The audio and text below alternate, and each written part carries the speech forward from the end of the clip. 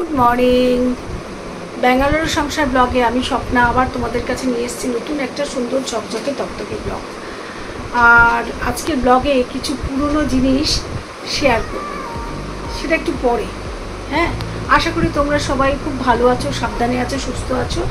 পৃথিবীর যে প্রান্ত থেকে আমার এই ভিডিওটা দেখছো তারাও নিশ্চয়ই খুব ভালো আছো, সাবধানে আছো, সুস্থ আছো। আর কিছুদিনের মধ্যেই তো আমরা পুরী যাচ্ছি, সামনে রবিবার আর কি। সেইটা তোমাদের সঙ্গে সব শেয়ার করব।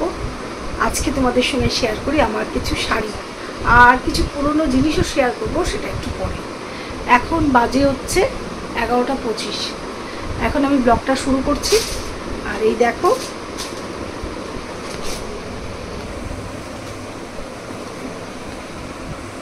এই একটা সম্বলপুরি শাড়ি, আমি এটা কিনে নিয়ে যাচ্ছি দুর্গাপুজো ওখানে পরবো বলে। আর তার সঙ্গে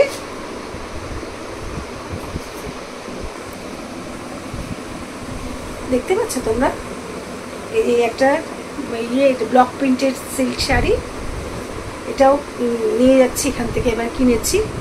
আর এই শাড়িটা, এটা তো অনেক দিন আগেই কিনেছিলাম, কিন্তু সেটা পরা হয়নি। আমি তো শাড়ি খুব একটা পরি না, অকেশনালি পরি, কারণ আমার বিভিন্ন রকম প্রবলেম আছে, এই জন্য। যাই হোক, পরি, শাড়ি পরতে ভালোবাসি এবং পরি, সেটা তোমাদের সঙ্গে এখন শেয়ার করলাম। আর আজকে রান্নাবান্না মোটামুটি করাই আছে। এই গরমে তো সবাই খুব অসুস্থ হয়ে পড়ছো নিশ্চয়, আমিও তো খুব অসুস্থ হয়ে পড়ছি কলকাতার এই গরমে।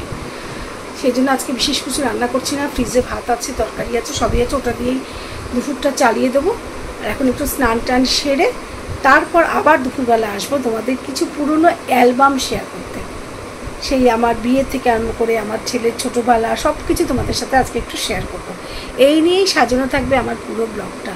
আশা করি তোমাদের খুব ভালো লাগবে। আর তোমরা প্রচুর সাবস্ক্রাইব করো, লাইক করো, শেয়ার করো, কমেন্ট করো। এখনও কিন্তু সেইভাবে কেউ সাবস্ক্রাইব করছো না।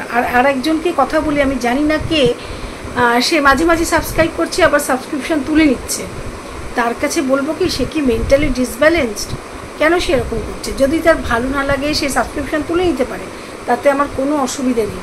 কিন্তু এই জিনিসটা না ঠিক না। এক সময় ইউটিউব থেকেই আমার ভিডিও দেখাটা ব্লক করে দেবে। তাই বলছে যে এই জিনিসটা করছো সেটা বন্ধ করো, এটাই তার কাছে আমার রিকোয়েস্ট। তার যদি ভালো না লাগে দেখো না, কিন্তু ওই একবার সাবস্ক্রাইব করছো আবার তুলে নিচ্ছ, এই জিনিসটা কিন্তু ঠিক না। আর এই জিনিসটা বেশি দিন চলবেও না। আমি যদি এটা ইউটিউবকে মেল করি যে এরকম করছে একজন, উনি কিন্তু অটোমেটিক্যালি আমার ভিডিও দেখা ব্লক করে দেবে ইউটিউব থেকে। তাই জন্য বলছি এই জিনিসটা করো না। তাহলে আবার কিছুক্ষণ পরে আসছি দুপুরবেলা তোমাদের সঙ্গে পুরনো অ্যালবাম নিয়ে, পুরনো স্মৃতি নিয়ে অনেক কথা বলতে।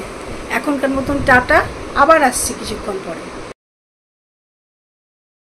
তোমাদের বলেছিলাম আমার বিয়ের ছবি দেখাবো, কিন্তু আমার ছবিগুলো প্রায় নষ্ট হয়ে গেছে। ভিডিও আছে, যে করেছিল তাকে একটুখানি বলেছি।